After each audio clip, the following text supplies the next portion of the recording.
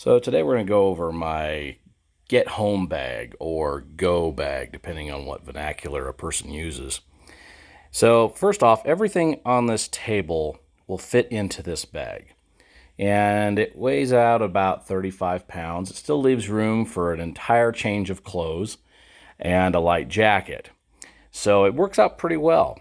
So first off, we've got a nice light little tarpaulin. This comes in about 9 feet by about 15 feet and works out really, really nice. Has all the little tie lines and everything, so there's quite a few different angles and positions you can use it in, and it works really nicely. Then a pair of binoculars. I really recommend a pair of binoculars because there's just so many times when you don't know how important it's going to be to see out ahead at you at distance. And that's just, for the weight, it's well worth the extra little bit of weight.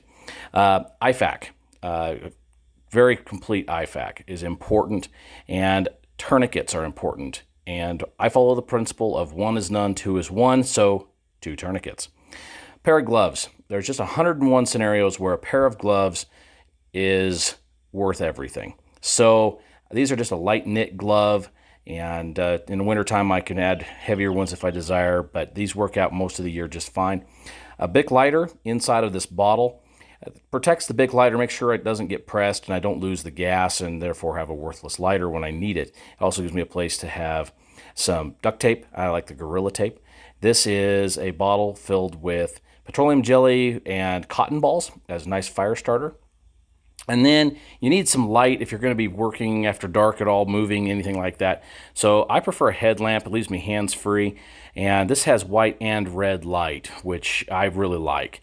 And then, of course, several sets of batteries to be able to recharge it or reload it. And a power cell that I can use for cell phone and various things of that nature. Water filtration, which is really important. This is a Sawyer mini kit, and it works out really nice. If I've got time to filter water, this works out really, really well. And then I've got the ability to carry water in volume if I would like. This is 2.5 gallons. It collapses down. It weighs nearly nothing. And then a stainless steel water bottle. And this is a little pot made by Stanley. It has 2 coffee cups inside of it. And then I tuck a towel inside of the coffee cup and then a bottle of purification tablets. And that way, if I don't have the ability to slow down, I can purify the water and keep moving. If I do and I don't have a way to filter it, I can boil it. Or if I'm concerned about it, even after filtering, I can still boil it. So this works out really well. It also gives me an ability to cook on an open fire, which works out nicely. A survival book is just a good idea to have one. You don't know how often you'll overlook something or forget something, and having a reference is a good idea. Communications. You need to be able to communicate. So this is a ham radio. It's a little Chinese-made Baofeng, and they're inexpensive. You do have to have a license to use this, but in an emergency capacity, you can use this without a license. A cheap little poncho. It works out well if you need it so you can keep moving. You've got it, but it doesn't tie up a lot of weight or cost. Compasses. I run 2 compasses because, well, I run 2 compasses. If one breaks, I have a second. And the more than they weigh, it's worth it. Paracord. I have these 2 little drag handles set up with about 10 feet of line on each one. I use them for dragging any number of things. Firewood, you name it. Plus, it's just extra paracord, as well as this roll of paracord here with a little carabiner in it. This is just baby wipes. You need to stay clean. You need to be able to keep some hygiene. It's well worth the wait. Then we got some knives. I do carry multiple knives, as well as a ferrule rod. And this is about a 5.5-inch blade.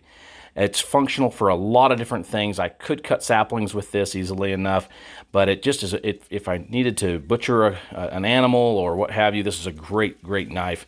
This is a 4.5-inch blade. It's, again, just a multi-purpose knife, works out very nicely. And then a folder, which is just time and space saving. It works out really nice. You need to be able to sharpen knives. So I carry a 2-sided diamond here. Works out really nicely. And then I carry this large Kershaw. It's the Kershaw spin-off of a Kukra. And it works out quite nicely. It's not real heavy, but it does give me the ability to cut larger wood and to pound, if I needed to, stakes into the ground, things like that. Much like you would use a hatchet, but I prefer it much more than a hatchet. So this is my bag, guys. It works out pretty well. I have put this together over a number of years and used almost every piece of it in multiple scenarios. So we'll go from there.